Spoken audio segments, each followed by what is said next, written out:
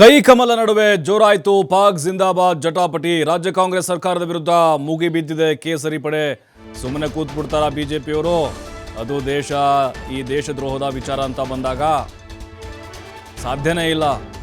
ಹೆಂಗೆ ಬಳಸ್ಕೊಳ್ಬೇಕು ಹಂಗೆ ಬಳಸ್ಕೊಳ್ತಾರ ಅವರು. ಈ ಹಿಂದೆನೂ ಕೂಡ ಅದೇ ಸ್ಟ್ಯಾಂಡು, ಈಗಲೂ ಹಂಗೆ, ಇನ್ನೂ ಜಾಸ್ತಿ ಆಗುತ್ತಿದ್ದು. ಕಾಂಗ್ರೆಸ್ ವಿರುದ್ಧ ಶಾಸಕ ಬಸವನಗೌಡ ಪಾಟೀಲ್ ಯತ್ನಾಳ್ ಗುಡುಗಿದ್ದಾರೆ. ನಮ್ಮ ಜೊತೆಗಿರೋಕ್ಕಾಗದೇ ಇದ್ರೆ ಪಾಕಿಸ್ತಾನಕ್ಕೆ ಹೋಗ್ಬಿಡಿ, ನೀವು ಇಲ್ಲಾಕಿದ್ದೀರಾ? ಸಿಎಂ ಸಿದ್ದರಾಮಯ್ಯನವರು ಮುಸ್ಲಿಮರ ಗುರು ಇದ್ದಂಗೆ ಅವರು, ಅವ್ರಿಗೊಂಥರ ರೋಲ್ ಮಾಡಲ್ ಇದ್ದಂಗೆ ಅವರು. ಸಿದ್ದರಾಮಯ್ಯನವರು ಮುಸ್ಲಿಮರಿಗೆ 10,000 ಕೋಟಿ ಕೊಡ್ತೀನಿ ಅಂತ ಹೇಳಿದರು ಹುಬ್ಬಳ್ಳಿಯಲ್ಲಿ ಹೊತ್ತು. ಯಾಕೆ ಮಸೀದಿಗಳಲ್ಲಿ ಅನ್ನದಾಸೋಹ ನುಡಿದಿರ ನೀವು? ಕೇವಲ ಮಠ ಮಾನ್ಯಗಳಲ್ಲಿ ಮಾತ್ರ ದಾಸೋಹ ಇರುತ್ತೆ. ಮುಂದಿನ 5 ವರ್ಷದಲ್ಲಿ ಭಾರತವನ್ನು ಹಿಂದೂ ರಾಷ್ಟ್ರ ಮಾಡ್ತೇವೆ, ವಾಪಸ್ ನಮ್ಮ ಧರ್ಮದ ಕಡೆಗೆ ಬರ್ರಿ, ಇಲ್ಲ ಪಾಕಿಸ್ತಾನಕ್ಕೆ ಹೋಗ್ರಿ. ಸಿದ್ದರಾಮಯ್ಯ ವಿರುದ್ಧ ಶಾಸಕ ಬಸವನಗೌಡ ಪಾಟೀಲ್ ಯತ್ನಾಳ್ ಹರಿಹಾಯ್ದಿದ್ದಾರೆ.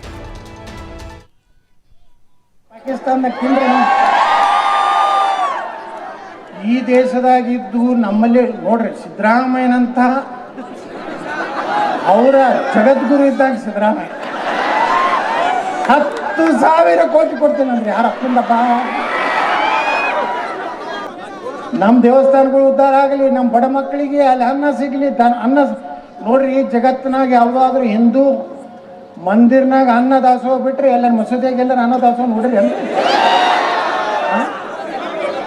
ಇನ್ನು 5 ವರ್ಷ ಕೊಡ್ರಿ ಮೋದಿಯವರಿಗೆ. 5 ವರ್ಷನಾಗ ಹಿಂದೂ ರಾಷ್ಟ್ರ ಭಾರತ ನಾವು ಮಾಡೇ ಹಾಕಿರ್ತೀವಿ. ನಮ್ಮ ದೊಡ್ಡ ಚಂದಾಗಿರಂಗಿದ್ರೆ ಇರ್ರಿ ಮಕ್ಕಳೇ,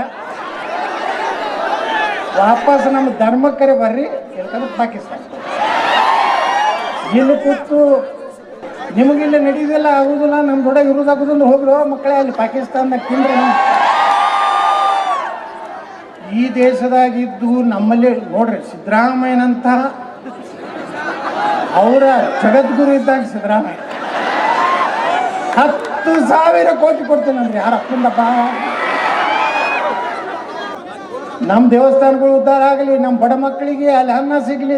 ಅನ್ನ ನೋಡ್ರಿ, ಜಗತ್ತಿನಾಗ ಯಾವುದಾದ್ರೂ ಹಿಂದೂ ಮಂದಿರ್ನಾಗ ಅನ್ನ ದಾಸೋಹ ಬಿಟ್ರೆ ಎಲ್ಲ ಮಸೂದೆಗೆಲ್ಲರ ಅನ್ನ ದಾಸೋಹ ನೋಡ್ರಿ.